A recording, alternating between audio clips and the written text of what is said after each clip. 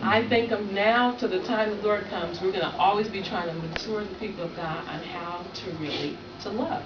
How to love themselves, how to love others, and how to do it appropriately. Because we all have our own concepts of love. We all have our own definitions of love.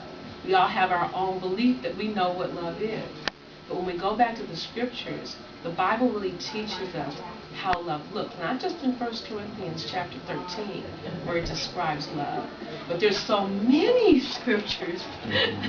To be honest with you, the Bible is so full of what it means to really be a loving community. I really believe that the true nature of Christ is to have a community of worshipers that depict the love of Christ. And just wrapping it up, just if I were to just say I can sum it up with this, if a church can teach the congregation that God has given us how to love, the church eventually is going to grow in numbers. I believe that with all my heart. I think sometimes if we grow and we're not ready for growth, we don't help the people that we bring in, because what we do is we're duplicating more of the same problems. And we're not really helping the new people any more than the old people. I really believe it's a concentrated effort, and it's a diligent effort, and it's a godly inspired effort on asking the Lord to govern your thinking, to know how to prepare the preaching and the teaching at your church to cultivate spiritual maturity. And as we cultivate our church with spiritual maturity and understanding what it really means to love, love goes beyond ourselves. And primarily, most of the people who come to our churches think about themselves.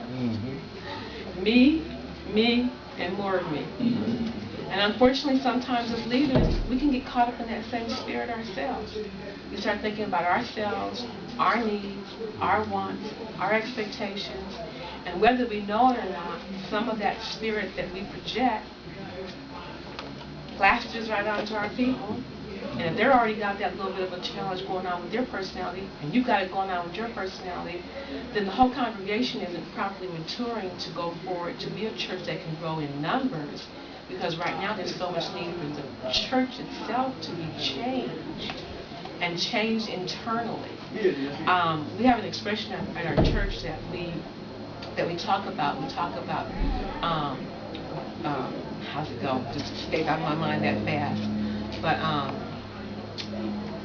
it's about changing on the inside as well as changing from the outside. And what it boils down to is that you want to make certain that the internal changing that's going on within your church is productive enough so that when people come in, they gravitate to that atmosphere, and then they also start to get into that cycle of change. You follow what I'm saying? And it should be a cycle where everybody is changing. A part of growing is changing. For a lot of people, they hate that word.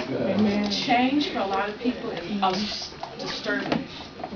I know for myself, some things I don't like because it's change. And that means that you have to uproot, rethink, redo, change your whole processes, your method, everything. We hate change. But I tell them at our church all the time, I have to remind myself, we shall be changed. We sing about being changed in the moment, in the twinkling of an eye, but guess what? Before that final change, there's going to be a whole lot of changing that has to take place.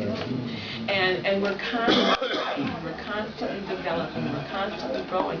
And learning how to teach our congregation to grow in the presence of God's love is the biggest, I think the most challenging task of church growth that we're going to ever have. And you talk about kingdom connection.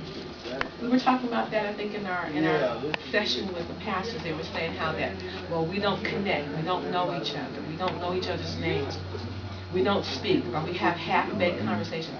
Those are things that would change if we all came to the conclusion that loving one another and putting each other in proper perspective with one another became our focus.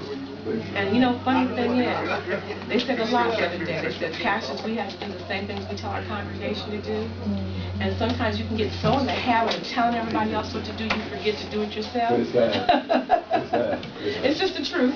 You get in the habit of telling everybody, but you forget that you got to eat the same food. And I tell them at home all the time, oh, he's preaching on me just like he's preaching on you. He's beating me up right now like he's beating you up. Because we all have to come to the level of growth that God's calling for us to come to, and it doesn't happen unless we're committed to changing.